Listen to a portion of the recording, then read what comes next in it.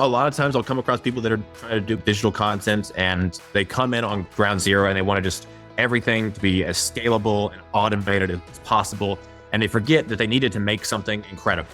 In the beginning, there was just no automation, no scalability. It's just like me and my small team, and we're just creating something that's amazing and it's taking forever and it's slow and it's ponderous. But then month by month, we get a little faster and we get more efficient, and we incorporate a tool that helps us be faster and better and efficient. And so start by making something incredible and then figure out how can you scale this thing? Because if you don't have something that's amazing, then it doesn't matter that what you're making is super fast to build. Well, hi there, and welcome to Side Hustle Hero, the podcast that inspires action and helps you to grow your side hustle into a thriving income stream. I'm your host, Joan Posivy. A lot of people jump into online business thinking about automation and scaling right from the start. But as my guest reveals, that's not where the focus should be at the beginning. Hales, founder of NapLab, built a site dedicated to in-depth, data-driven mattress reviews. He didn't chase shortcuts. He focused on creating something great first, and only then looked for ways to optimize and scale. And it's paid off, big time.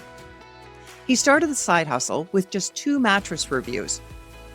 He then began to add more, and within just 6 months, it was becoming so lucrative, he was able to quit his full-time job. To date, he's reviewed over 400 products, built a business that employs his family and friends, and turned it into a highly profitable income stream.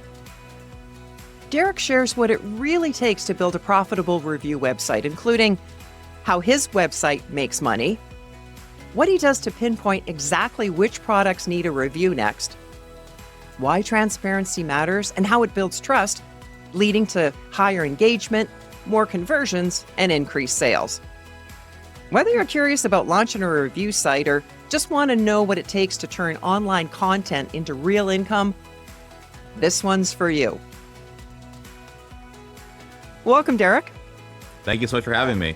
Your website, NapLab, describes your mission as helping readers find the mattress that's perfect for their needs, preferences, and budget. Essentially a review website, right? Yes, exactly. Okay. As a consumer, when I visit a review website, my spidey senses are on high alert, wondering how much the reviews are influenced by the compensation that the site receives from the brands. I really appreciate how transparent you are in describing the source of your revenues. You've got a dedicated webpage, How We Make Money. Tell us about your philosophy on that and why people trust you for unbiased reviews. Yeah, absolutely. And I think you are right to have your spidey sense on high alert. There's so much out there that is artificial, manipulated, paid sponsor when it comes to reviews. Anybody writing anything about a product, you should rightfully ask yourself, what are their incentives? Why are they doing this? Certainly, as you said, the transparency is the biggest piece for me. We want our readers and viewers to know all of the information about how we get the product, how we choose, how we test, how we review, how we score, our financial incentives, how we make this whole thing work so that we can do it at scale and do it at this level of quality. And so much of it just comes to just explaining what we're doing. I remember a class I took in college, a business ethics class, and so much of like the test of is this decision ethical just comes down to explain what you're about to do to somebody. And if they're happy with it at the end of that explanation, then it's ethical. But we try to just go above and beyond when it comes to that level of transparency. And then couple that with a testing process that tries to be as objective and quantifiable as possible.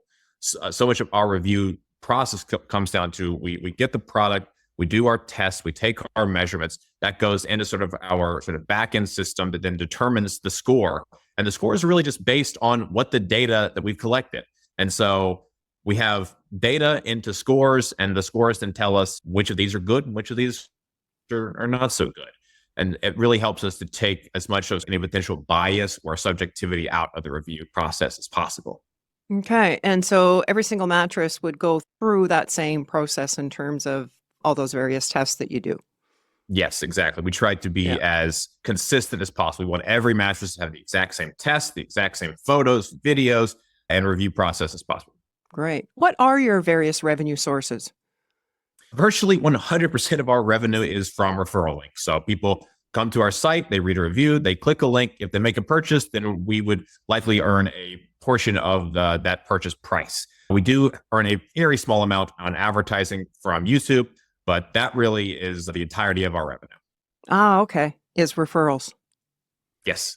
Because I did look at your YouTube channel and it's doing pretty good too. Like you've got the best mattress for 2025. It's only been out for, I think, a month and a half, and already you've got over 9,000 views and 167 comments. That's real engagement.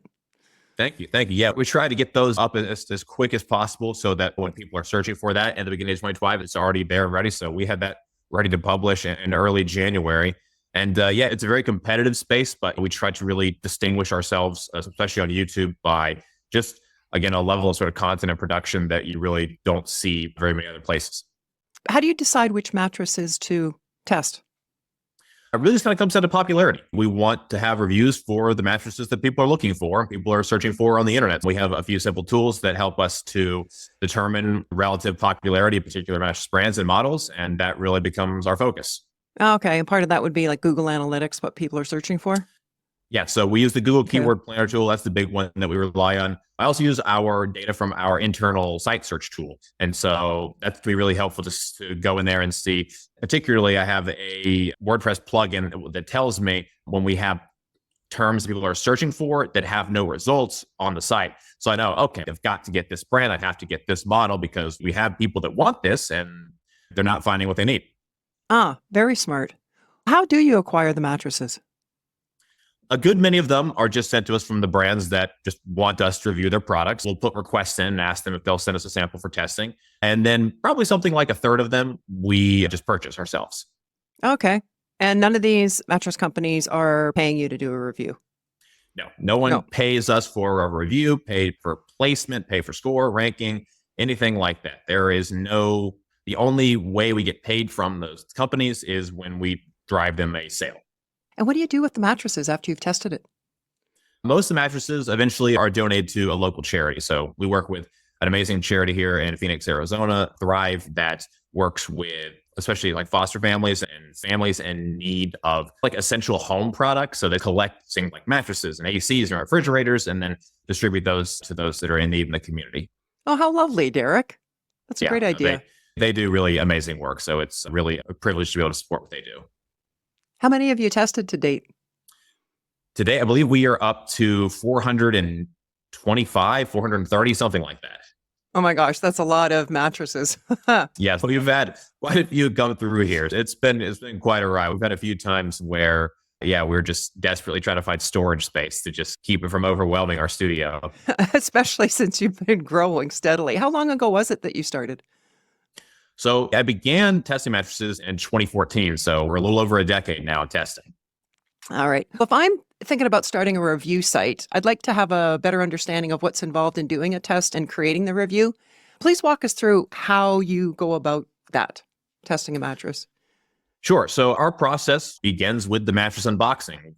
Day one, we unbox the mattress because the mattress takes a little long to sort of off gas and decompress. A lot of times those that are compressed in a box, we don't begin mattress for at least 24 hours. We want that bed to have full time to reform back to its original shape. And then we begin our testing process. Either myself or one of my team members will do the actual testing, which comes down to we've got cameras, we've got measurement devices, we've got accelerometers, we've got thermal cameras. We bring all of our tools together to essentially conduct our battery of 10 objective and data-driven tests. It takes around 4 hours to just collect the data and the photos and the videos. And then that goes over then to one of our sort of data guys who then takes all of that and is, again, going into the data we've collected, the photos, the video, and extracting the specific data points that we need, which get ingested into a giant Google Sheet. And then that giant Google Sheet then tells us the precise score that each of those data points should earn. So if a mattress had a maximum thermal temperature of 95 degrees, then it's going to get a relatively lower score in terms of cooling, because that's just not a cool experience. Right. Finally, that comes back to me. I have all the data, all the scores. I write the final analysis before that goes over to one of my editors, who then pulls essentially all the data, photos, and completed assets together into the final review. And then we are able to publish it. Awesome. And that really is an evergreen product that you're producing in terms of the review itself? Because as long as that mattress is on the market, that could be relevant for years, right? Generally, yes. We'll see mattress models evolve over time, but typically they'll have the same name and then some of the internals will shift a little bit. But yes, most of these mattresses will be on the market for many years. Okay. Have you ever had a mattress that really didn't test well?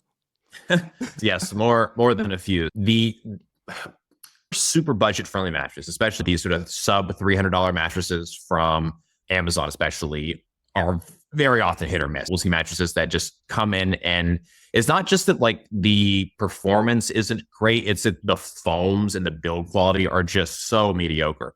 I could just put my hands like on a foam, rub my hand across the foam, and just I can hear it, I can feel it. Even before we completed our test, I'm just like, there's no way this bed is going to perform well because the material construction just isn't there. And so while price isn't everything when it comes to mattress performance, there is definitely a sort of a line where you need to reach a certain price point so you can reach a certain material quality so that you're going to get reasonably good level of performance. So the super budget friendly sub $300 mattress in particular, more often than not, ends up being pretty subpar. Okay. And that's part of the credibility piece that you've built up over the years that you've been doing this for so long that you can make those objective calls. Absolutely. And so much of it is just having enough testing experience to then be able to recognize what we're seeing in a mattress, especially when it comes to material quality layers. And so we've seen enough come through here. And not only is it just a subjective assessment, but now we have a mountain of data support that says, okay, when a mattress is this price point, its range is going to be probably down here. And when a mattress is this price point, it's going to be a little bit higher. Or even things that a lot of consumers don't think about, like mattress weight. Mattress weight is one of those factors that is, correlated to performance. Mattresses that weigh more have more stuff in them. That stuff usually means like higher density foams. Higher density foams generally last longer. They're more durable. And so when a mattress weighs more, it performs better. And when a mattress weighs less, it's going to perform much worse. So there's been some really interesting learnings in that respect as well. Yeah. You don't cut them open at all, do you? We do. Okay. Because there's something that you mentioned. It sounds like you were cutting it open. Yes. So I have a big fancy set of sewing scissors and then some knives that we use to saw our way through the side panel because I want to be able to look and see what's actually in this thing. Okay. Not only because it lets us do quality assessment, but also lets us verify the things that a mattress brand has said about their website are actually true. So often than not, I would say more often than not, the layers don't line up exactly to what has been said on a particular mattress brand's website. By the time we cut something open and we've taken our measurements of the layers of memory foam or polyfoam or latex or coils, those layers don't always match up. And in addition, the height of the mattress is one of those things that we see a lot of brands fibbing on as well, where they'll say, oh, this is a 14-inch mattress, and we get it, and it's 12.75 or it's 13.5. And I think there's some room for grace there because there is a level of sort of manufacturing tolerance. Okay. But when it gets much more than an inch in a direction, I think that's when we can say, okay, like there's something going on here. Like this is more tolerance than we should have to put up with. And not mentioning any names, are you finding that some brands are more guilty of that than others? No, I think it's pretty widespread across the industry. And again, some of that is just manufacturing tolerances, which are usually in the 1-inch range. But then some of that is, I have to start wondering that there's some sort of intentional sort of marketing doublespeak going on there. And after you cut it open and do your thing, before you give it to that charity, you somehow tape it back up? The charity, fortunately, does that work for me. So I think they have a fancy sewing machine at their warehouse, so they get it back into a reasonable shape. Then they totally understand why this thing has a cut in it. Yeah. Yeah. How did you stumble on doing this as a side hustle in the first place? By accident. My foray into mattresses was really just began with needing a new bed. My wife and I got married in 2014. We were sleeping on my old inner spring mattress at the time. It was only a full, so we wanted to upgrade to a king. We wanted something new. So we did the whole kind of in-store experience. We went in, we laid on beds, we tried a bunch of stuff, and we found plenty we liked. They were $4,000, $5,000, $6,000, and we were a young, newlywed couple with no money and also pretty frugal. If we had money, we wouldn't have felt good about that. Right. And so we ended up taking a chance on one of these new online beds that was just getting started at the time. We ordered one. It was okay. Didn't like it. returned it, sent it back, got another online bed. It was substantially better. And so I had ended this experience with having tested sort of 2 mattresses in my home. And I had a bunch of notes from going into these stores. And I just threw some reviews, comparisons, and my shopping notes up onto just a simple blog. And just really as a fun weekend project, I just wanted to build something. I really had no idea or aspirations of it blowing up or even becoming a side hustle. But within just a few weeks, it was clear like, oh, this could be like an actual side hustle. I could actually make some decent money doing this. And within a few months, I was starting to make some pretty good money. It had replaced my sort of full-time salary income at my marketing job at the time. And I'm starting to ask myself, like, wow, maybe I could do this. Maybe I should do this. And it was maybe fortunate in that I was really frustrated and disappointed with the stuff I was working on at my sort of corporate job at the time. Okay. And I was ready to make the leap. And so about 6 months after launching this as a hobby project side hustle, we made the full leap and went full time with the mattress testing. That's fabulous. So within 6 months, that was between yourself and your wife, this is your full-time income. Yep, exactly. Wow, that's amazing. And in those early days, and how many years ago was that? So that was almost 10, 11 actually, I guess. So it was 2014 is when I launched the site. And by February of 2015, I was ready to go full time. Even back then, was the revenue affiliate marketing? It was, yeah. So it's always been almost exclusively referral links and affiliate links. So doing something on the weekend, reviewing a couple of sites versus where you have built this now into a business, how did you start to gain traction when you thought, okay, maybe there's something I can turn this into a business? How did you start to grow it in those early days? So much of it is just like being right place, right time. I'm a God-fearing man, if you will. And I believe it was like a God thing where it just fell in my lap to be. I think I had, let's say, the right set of skills. I was working in the digital marketing world for 4 years doing enterprise SEO for Fortune 100 type clients. I had spent 4 years of college building my own websites, doing a little bit of the same stuff. And I was doing sort of consulting work, web design work as well. So I had the skills to build a website, the skills to promote a website, and then the timing of sort of 2014 to be in the right place at the right time to start a mattress review website with those skills. So in 2014, there was less than 1% of mattresses were being sold online. And there were only 4 sort of major companies doing it. By the end of 2015, there were 50 brands. By the end of 2016, there were over 200. Nice. And we fast forward to today, something like 50% of total mattress sales are now being made online. And that has steadily grown every year in the last decades. While I think I had, again, the skills and the knowledge to do it, so much of it just came down to right place at the right time. And I was willing to make the leap to go as soon as I saw that this could be a real thing. Because sprinkled in there too, you probably came across affiliate marketing back in your marketing days. Yes, I would just have done some type of referral or affiliate marketing, even as early as when I was 16 in high school. I started writing little websites on whatever topics I was interested in at the time, video games and such, and had some pretty good success there. And in college, I had an ebook on a major video game about how to earn currency in the game. And I was able to sell that at $47 a pop and use that to basically pay my way through college and all my expenses while I was away at school. That's fantastic. And so obviously you've had this entrepreneurial streak in you for a very long time. Seemingly, yeah. My parents tell me when I was young, going around the neighborhood, picking up acorns and pine cones for people in big garbage bags for a few bucks at a time and raking leaves and mowing lawns. And yeah, I even had a crochet business for a while. I was crocheting coasters and selling them around the neighborhood. So I've always had some sort of side hustle in me to do something to earn a little bit of money. We're definitely kindred spirits. I remember earning money when I was 10 years old. Yeah, it starts early. I don't think my parents like pushed me to do that. They just, the way they tell is before my memories was like when I was something like 3 years old, it was like the summertime. I wanted a bike, but it wasn't Christmas. It wasn't birthday, anything soon. And they were like, all right, we'll get you a bike, but you got to pay for half of it.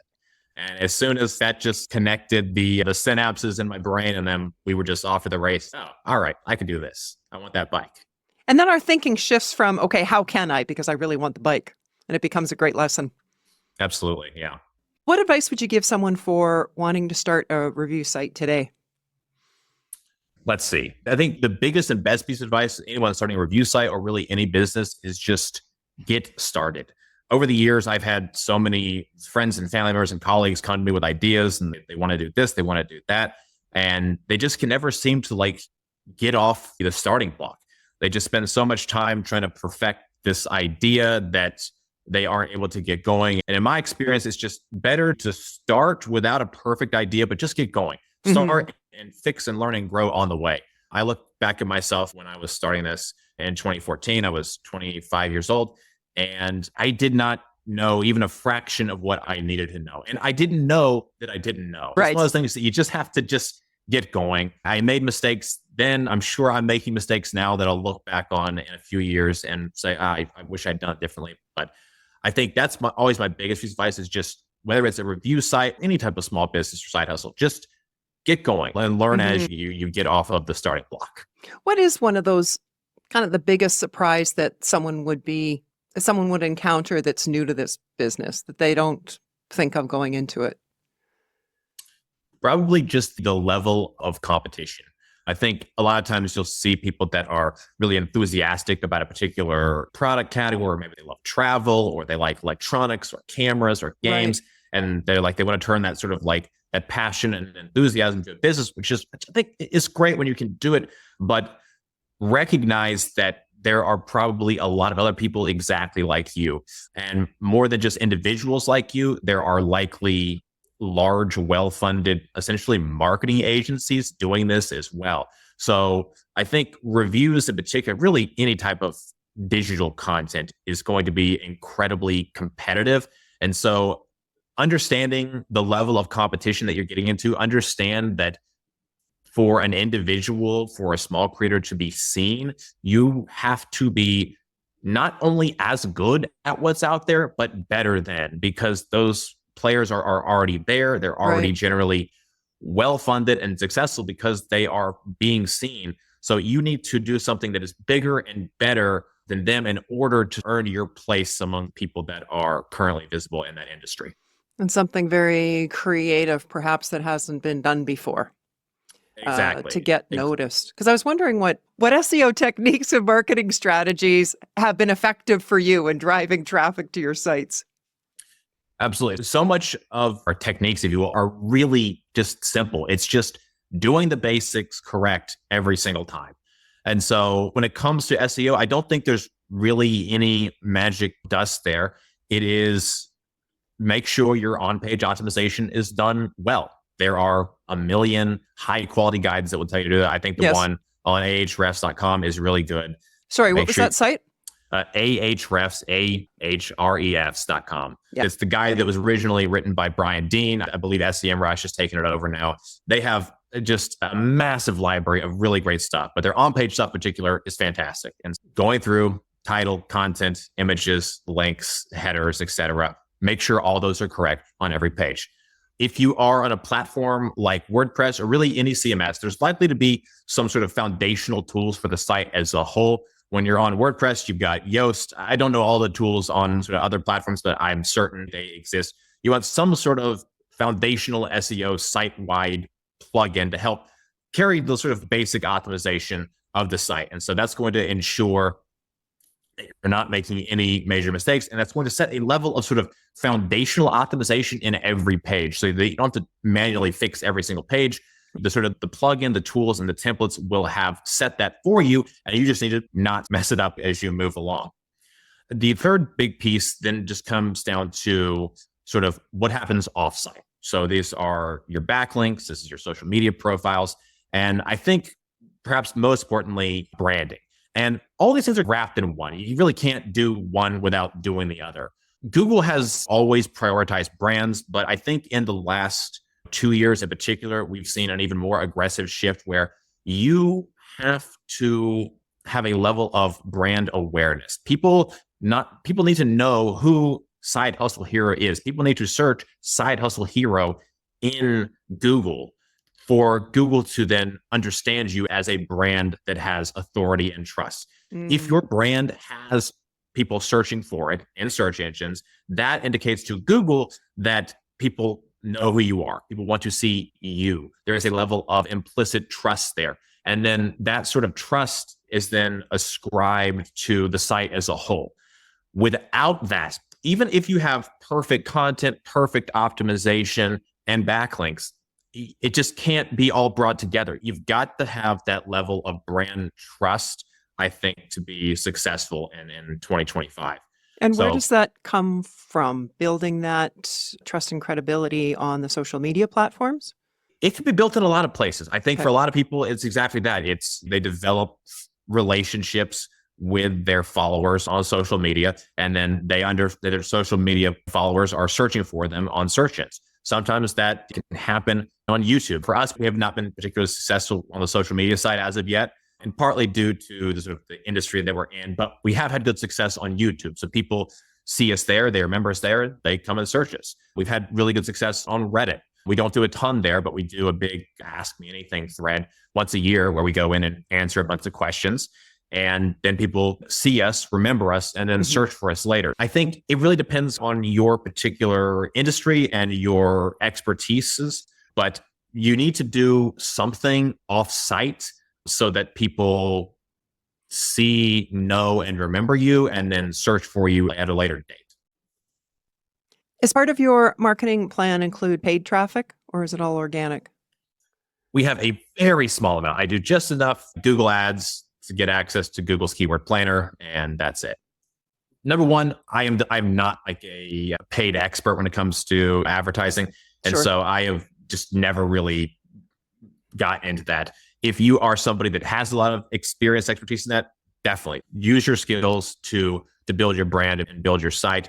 But if you don't have it, I don't think you necessarily need it. I follow Costco's approach here. You've never seen like an advertisement for Costco because they just do it from word of mouth. And so in my mind, if I'm doing what I'm supposed to be doing by creating the most ridiculously in-depth, high quality mattress reviews and videos I possibly can, I don't need advertisement. People are going to see that. They're going to remember it. They're going to share it with their friends. And so we have benefited greatly from just word of mouth of our users. And so we try to make sure that every reader, viewer, user leaves with having just had an amazing experience, found everything they needed. If they reached out to us for personal support, that they received it promptly and got all their questions answered.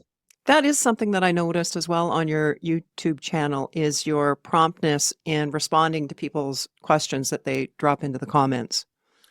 Yes, I guess I'm a really big believer in the word of mouth and just making sure that people feel heard and helped. And so whether it's someone leaving me a comment on YouTube or one of our social media platforms, or they are sending me an email direct to the site, we try to always respond within 24 hours just to make sure that they feel heard and helped. I was going to ask you about how you build that credibility piece, and I think you just answered it in part.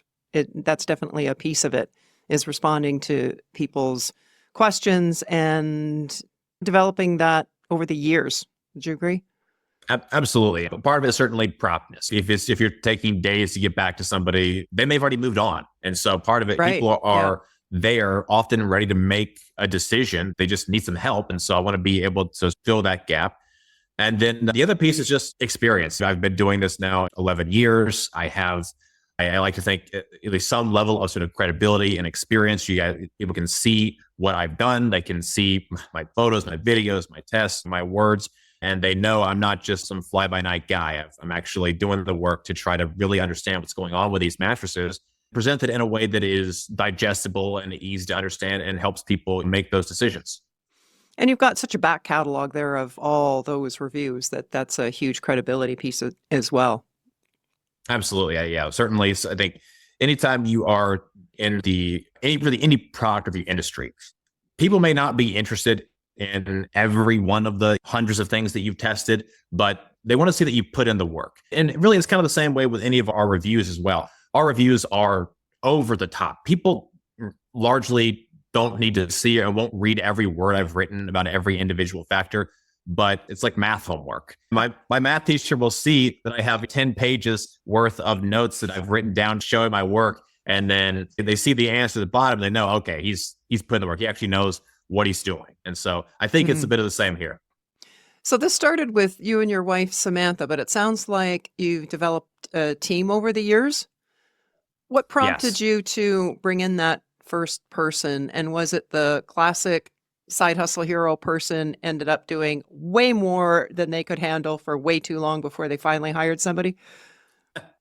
Something like that. Yeah. Yeah. So I was just overwhelmed with the amount of work that needed to be done. We had so many obvious opportunities to grow the site and grow the business that I just needed the help to be able to capitalize on all those opportunities essentially. And so definitely I could have hired somebody sooner. And yet I think our first hire was maybe at like month 11. So we waited, but I don't know that I would have done it sooner. It was one thing for me to leave at the 6-month mark and take that risk with my finances, but Right. I wouldn't want to put somebody else in a bad position financially because I'm expanding too quickly and then I realized it's not there. So we waited to Sure. make sure that we were like absolutely sure I had my finances covered. And then I made sure I had at least that first hire's salary covered for 1 year just in the bank account, just in case the whole Right. thing fell apart. At least I had sort of money to pay him for a year so that he wouldn't be left out to dry either. And after that, we just went with the same formula where we would grow a little bit to the point where we felt like we were about to break. And then we would hire somebody, get to that breaking point. But again, also just get to that level of like financial security for the next hire. For better or worse, I've hired my friends and family predominantly. My first hire was my cousin. My second hire was my sister. My wife works with me now full time. We also have two of my best friends that work with me. And so working with friends is amazing because it's just the people that I love want to be around anyway. But I think there's a level of additional, I just take it very serious, I guess, for lack of a better word, because Right. again, it's one thing to risk my finances. It's nothing to risk like the finances and the financial security of my closest friends and family. So Right. I've always been exceedingly careful with the finances and how we grow to make sure that we are ready for that next person so that we're never in a situation where we might have to lay somebody off or let somebody go or downsize or anything like that. Because it's grown that it's so much more beyond just you. Absolutely. Now you were saying that the mattresses largely are given to you, that you don't have to source them, but that wouldn't have been the case in the early days because no one would have heard of you. You're just starting this. So were you buying these mattresses or just picking up the phone and pitching some of these companies?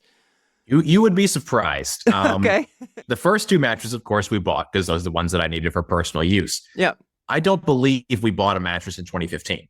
Even Wow. before 2014 was out, I had multiple companies asking to send me mattresses. And within the first few months of 2015, people were. While nobody had heard of me, we were ranking really well in search engines already at the end of 2014. And that just, again, not because I'm some super amazing SEO genius or anything. It was just, there was just really nobody else out there. And the ones Right. that were out there were very amateurish. And Yeah. I had enough skills to put together a solid site and a good review and help us get that visibility. And we didn't really have to buy many mattresses in the early days. Today, I'd say we probably get around 2/3 of the mattresses that we test for free. And then about a third we end up purchasing. So it's a good mix. And a lot of times we'll have to purchase it when the brands just don't want to talk to us, or there's a lot of times like just the mega big brands they're just too big. They don't really care what people are doing as far as reviews go. And we'll purchase those again just to make sure we have good coverage so that everything that our readers are looking for that they can find. I think I noticed that there was Amazon, Costco. Those are the ones that you had to buy. Yep, exactly. Okay. Are there any legal aspects or potential pitfalls someone should be aware of in running a review site? I think anytime you're sharing strong opinions on the internet, depending on the industry, it's easy to run into people and brands and companies that don't like that. If you have something negative to say about a brand, make sure you are fully buttoned up, that everything that you are saying is absolutely truthful and honest. And if it's something that needs to be backed up by facts and evidence, that you have that as well. I think one of the big things if you are someone that's thinking about jumping into review space, but really any sort of digital content creation, I think make sure you've set yourself up for success with a good foundation. Set your LLC up, do your articles of incorporation, get a separate bank account, and spend an hour or two with a local lawyer just talking through some of the basics of what he thinks you need to do to just protect yourself legally. Invariably, you will get threats. Brands that don't like you saying the things you're saying about their brand, even if they're honest things, they will threaten you to try to silence you. And so I think you need to be prepared for that to happen. Understand that it's not a matter of if, it's a matter of when. And so take a little bit of extra time and a little bit of money with that lawyer to just set yourself up for success. That way you don't run into a situation where you find yourself getting pushed out of the game because you didn't set up your LLC and now your personal and your business assets are mixed. And it's not just that they could take the site down and your LLC down, they could take your entire personal financial life down as well. So people that are listening or viewing outside of the United States, an LLC is like a limited liability company that is a separate entity from you personally. And so Yes. the only access to sue, ideally, is the company, not you personally, is the idea behind it. Yeah. So there's definitely a level of nuance there behind that. I was me, not a lawyer, not your me, lawyer, not a lawyer, right? Not legal advice. Go hire a lawyer. You only need, again, an hour or two of their time, and they can give you just a high level explanation of what to do, what to expect, how to respond. And again, it just helps you to not put yourself in a really dire situation. Yeah. I remember I was involved in a windsurfing movie, and we came up with a title that was just brilliant. It was so hilarious. And the lawyers said that we hired, to your point about getting that advice, and they said, you will be taken to court. You will win, but it's going to take you 10 years and a lot of legal fees. Is that really what you want? So then you decide from there. Do you have liability insurance? Yes. Okay. How much of a rapport or relationships do you have with the manufacturers or distributors, or is that even a thing? It really depends on the brand. It's one of those sort of like feedback loops where we'll do a review and it's a good review. And then the brand sees it and they're like, oh, they've given us a good review. We'll send them some more stuff. And then usually brands that are making good stuff get good reviews and they want more of that exposure. And it's like this loop that just goes around and around. Okay. And then it goes the opposite way where, well, I'll order a bed and I won't get a good review. And the brand will see that and they'll either not respond or they'll send us some, thing demanding corrections or wanting to know what happened. And then that's it. They don't want to really talk to us anymore because they don't like that we've written a review that they don't like. And again, it's like the negative feedback loop there. So it really depends. I would say with a majority of the brands that we test and review, we have a great rapport and a relationship. I make a point. It's always a very sort of arm's length relationship. I don't want to be too close to any brand. And we have a very strict sort of policies on what I will do and say with each brand, because again, we want to remain as arm's length as possible so that we can do our work, do our tests, write our reviews, and not be influenced by anybody trying to get us to say or do anything. Because that, from what I can see, has been one of the secrets to your success, or one of the keys to your success, is having a voice that people can trust.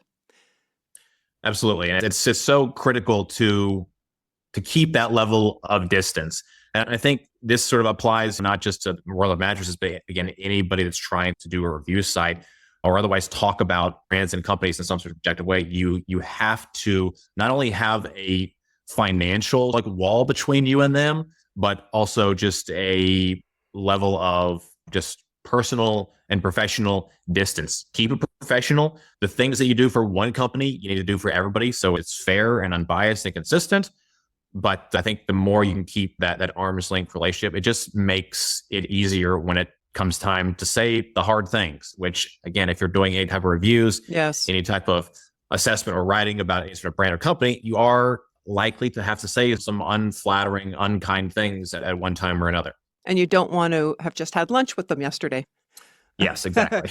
I'm thinking of the person is starting to think about going into a review site business. What's the title of the key person at the distributor or the manufacturer that they'd be dealing with? Usually affiliate marketing manager, referral marketing manager, sometimes the brand manager. The bigger the company, the more likely it's going to be an affiliate manager. Sometimes that person is in-house. Sometimes that person is working with an agency. Right. For smaller, mid-sized companies, it could be just be the founder if they're small enough. For mid-sized companies, it could sometimes be like a brand manager or digital manager. But somebody on the marketing side. Yes, marketing side is usually the person that's going to be in charge of that. Okay. What's the most expensive mattress you've tested? I believe it was a $10,000 Tempur-Pedic. So, Whoa. Okay. Yeah. Very nice bed. It was great. Yeah. But man, $10,000, even the nicest 10K bed is just, that's a hard pill to swallow for a lot of people. So did you keep that one? Is that the one that you and your wife have? It's been in my guest room. Yeah. Okay. So we Very sleep on nice. a different mattress, but yes, it's in my guest room. Given what you do, your guests visiting you would have higher expectations in that regard. Oh yeah. They all leave home quite disappointed once they get back home. Yeah, right. Well, you just go to my website and you can buy one. Exactly. What's the best way for our listeners to connect with you, Derek? The best way is just our website over at naplab.com, NAPLAB. There we have all of our reviews, comparisons, tests, data, and a whole lot more. If you are in the market for a mattress, we also have our mattress finder quiz tool. Answer a few questions about your preferences, needs, and budget. That goes straight to me, and I send you a recommendation straight back to you. Awesome. And are some of those links available to ship outside of the US? Yes, so our focus is certainly the US, but we also test a ton of mattresses in Canada as well. And in the future, I'm hoping we'll be able to expand into the UK and parts of Europe as well. Fabulous. So what's your best tip to inspire others to start or grow their side hustle dream like you have, Derek? I hit it on a little bit earlier, but just to reiterate, just start. If you have an idea, you have something you want to build, create, don't worry about having the full picture of where you're going. You will never, ever have the full picture of where you're going. Just be willing to take a risk, take the first step into building something. Do take those few moments if you are going to do something that is potentially litigious at all, or could upset the people that you're going to be writing about, reviewing about. Talk to those lawyers, do that, do your legal setup. But beyond that, just get going. There is so much you'll learn along the way. I look back, there's no way I could have known where I was headed. Even in 2014, I had no idea where I would have been at the end of 2015. It's so hard to look very far ahead into many of these industries. You'll learn so much just by doing, and just be adaptable and ready to take that first step. And I think that you'll do much better just figuring out as you go. Couldn't agree more. Risk a little, learn a lot. Absolutely. Thank you so much, Derek, for the inside scoop on NapLab and how to build a review website. And thank you so much for being today's Side Hustle Hero. It's my pleasure. Thank you so much for having me. And thank you for so many great questions. Really fun interview. So thank you. One of the things that I love about these conversations is getting real behind the scenes insights from people who have actually built something successful without shortcuts or gimmicks. Derek's journey is a perfect example of that. Here are my top 3 takeaways from his hard-won wisdom. Number 1, be consistent with your testing. Whether it's mattresses, tech, or any other product, using the same process and scoring system ensures apples-to-apples comparisons, which builds trust with your audience. As does number 2, transparency. It's key. Visitors should know exactly where your revenue is coming from and where it's not. Derek makes it clear that his reviews aren't paid for by companies, which, again, reinforces trust and builds referral business. His NapLab website even has a page called How We Make Money. I'll drop it in the show notes so that you can refer to it as a guide if crafting your own. And number 3, content quality comes first, then you scale. Too many people focus on automation and expansion before they've built something truly valuable. Derek's success came from putting in the time to create high-quality, in-depth reviews first, and only then figuring out how to streamline and grow. If you're looking for another episode like this, check out my conversation with Chuck Temple in episode 44, Building a Review Website Business, featuring his electric scooter guide company. I'll add that link to the show notes too.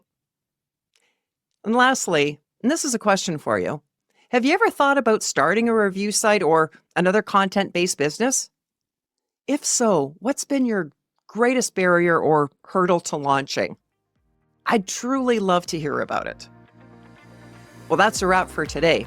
In the episode description, you'll find the link to Derek's NapLab, as well as the full show notes, which live at our website, sidehustlehero.com. If you're enjoying what you're seeing in this podcast, it would be so appreciated if you would take a moment and add your comment, share the episode, and please subscribe. It'll let others know that there's valuable content here to help them start or grow their side hustle. Thanks for watching, and hustle on.